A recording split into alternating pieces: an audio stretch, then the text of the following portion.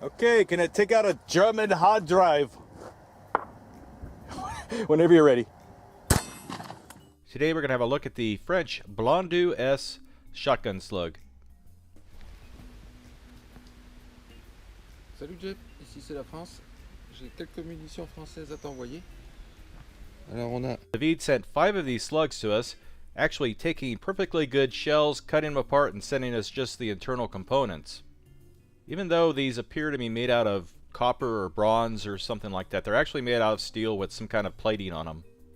And since everyone calls me a liar, we'll stick a magnet to it just to prove they're made out of steel.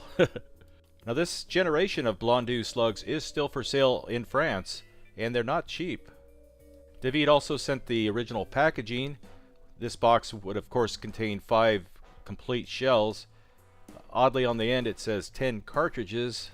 Not sure what that means. But we can see that these slugs weigh only 20 grams. That's a pretty light slug considering that, your Foster slug is going to weigh about 28 grams. The history of these slugs is actually quite interesting. We found a couple sources saying that these were invented during World War II by Pierre Blondeau and were given to French resistance fighters, and they were actually able to penetrate German armor to disable engines. While this armor-piercing claim seems probable, there really haven't been any modern tests proving or disproving this capability. In the early 60s, the Blondeau slug made a comeback. They actually applied for patents, and they called these things missile for sporting guns. Rather than using these against armored vehicles, these are intended for shooting at large game. I want to thank Matthias from C&Rsenal channel for just helping me do a little research on these slugs. If you haven't checked out his channel, please do. He does very intensive and amazing reviews on World War I weapons. During the 60s, these were commercially sold. This is the original packaging, and it's interesting to note here that you actually had to load these into the shell yourself. These slugs were still made out of steel but had lead rings around each end, which acted like a sabot. This prevented steel-to-steel contact. They also kept the slugs centered going down the barrel and allowed the slugs to go through a choke without blowing up the gun. Today's Blondeau does not use any lead at all. Instead it uses this thick shot cup acting as a sabot, protecting the barrel from metal-to-metal contact. These are a little simpler to produce and they're 100% lead free. Now one of the challenges I always have is trying to match my powder load to the original powder load. And it's very complicated, but people think it's really simple. Now just knowing what the quantity of the powder was in the original shells doesn't tell you a whole lot, because there are hundreds if not thousands of different powders, each with their own unique burn rates. Now since I only have 5 slugs, that doesn't give me any opportunity to do any test loads.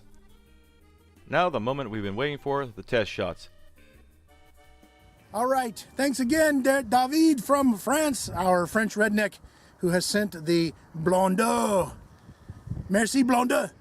It is a copper-coated steel slug. Looks like a penny in there.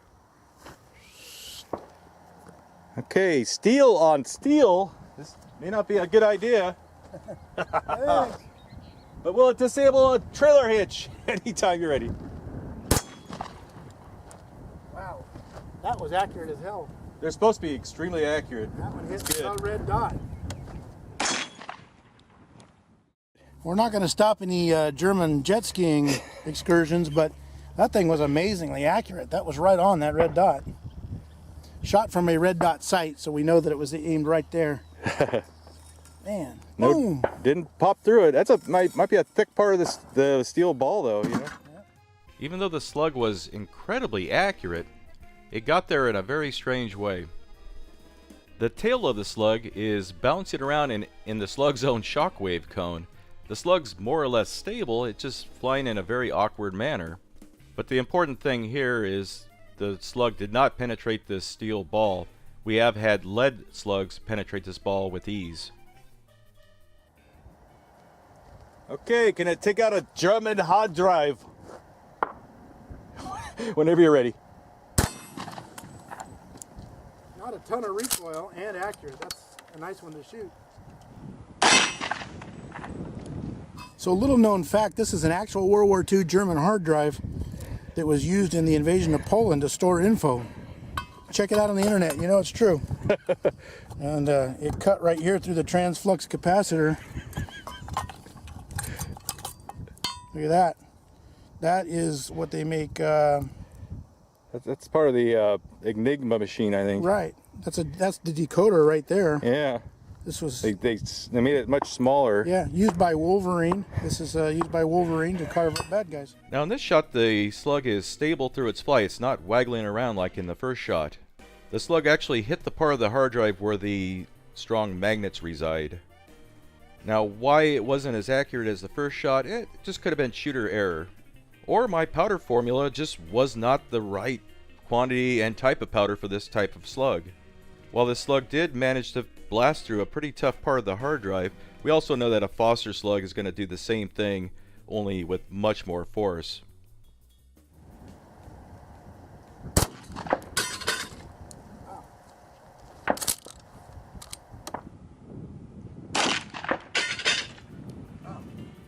Now I did load these slugs on the hot side. They're probably traveling a lot faster than anything they could achieve back in World War II. Now this slug landed just slightly to the left of where Greg was aiming. The slug went through about 10 inches of ballistic gel with no problem, and then kind of bounced off our Kevlar body armor panel. And then eventually it just kind of squirted out the left side and landed on the ground. But it does seem these would be good ammunition for using against something like wild boar. You're swinging way to the left today for some reason. Yeah. Why is that, comrade? That is a little bit bent too. I just noticed that is a little bit of a dent. That's almost tore the ring off of it. That's a cool looking round though. It is, with a lot of history. I don't know if the history is true or not, but Good job, David.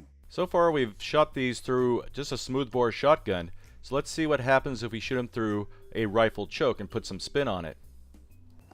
okay, I'm ready. Ooh. Ooh. Okay, so I went through the melon and through the F-111 fairing. So if you're ever transporting melons illegally in an F-111 over occupied France, you know you're subject to being taken out. Ground fire. Those are, you know, those are like dollar store melons, right? As long as they're not from last summer. Oh, okay. No, they're probably from just like 6 months ago in Peru. Oh, nice. Now for some reason there's this belief out there that taking a slug designed for a smoothbore shotgun and putting a spin on it is going to make it more accurate or better or whatever. Well, this is pretty revealing. This is the worst flying slug of all 5 shots that we took. Now had we not taken the shot with the rifle choke, we would have gotten a ton of comments saying we woulda, coulda, shoulda done it with the choke or with a full rifled barrel. Sometimes trying to put a spin on things just adds way too much complexity to the equation and things just fail.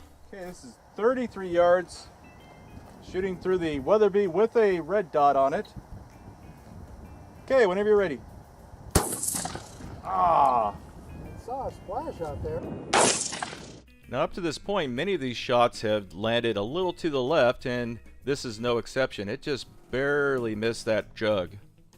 But Greg is bound and determined to try to hit this jug, so he's going to shoot it with a Brennecke slug. Pea jug round. Okay, whenever you're ready. I think you almost hit that bird. Yeah. Since this shot was also just slightly to the left, it appears that Greg's red dot may need a little adjustment. Okay, flight control buckshot. Whenever you're ready. There you go. That's better. Now had we taken the shot with regular standard buckshot, most of those pellets would have missed at 30 meters. That's a long way for buckshot. Now you may have noticed the shot was slightly to the left again, so we have some consistency here. But we have found that those flight control waddings really do extend the effective range of double-aught buckshot to quite a distance.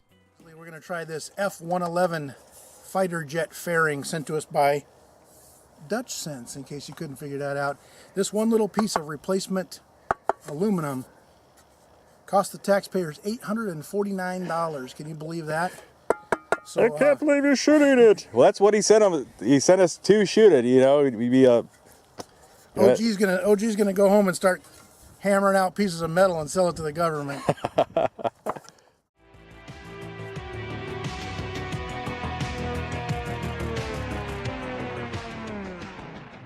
Hello everybody, this is Dutch Sense from the Earthquake 3D live stream, and I'm giving a big shout out to Taufledermaus for accepting a package from me containing F-111 aircraft fairings for him to blast away. And the reason I'm making this video, first of all, big shout out to Taufledermaus for even accepting a package to begin with, and secondly, to let you guys know to have an earthquake plan and to be prepared. That's what we do over on my channel. We do earthquake awareness and preparation, and we also encourage people just to develop their own plans. Not a big deal, but just you hear it 1,000 times, better to just do it finally and have a plan and be prepared, especially if you live in an earthquake-prone area. That being said, you know, I love the videos, and I can't wait to see what happens with this F-111 material, which we got in an auction, coming from California of all places. So it's kind of returning home to meet its final destiny. Much love, guys, and again, one more time, big shout out to Taufledermaus.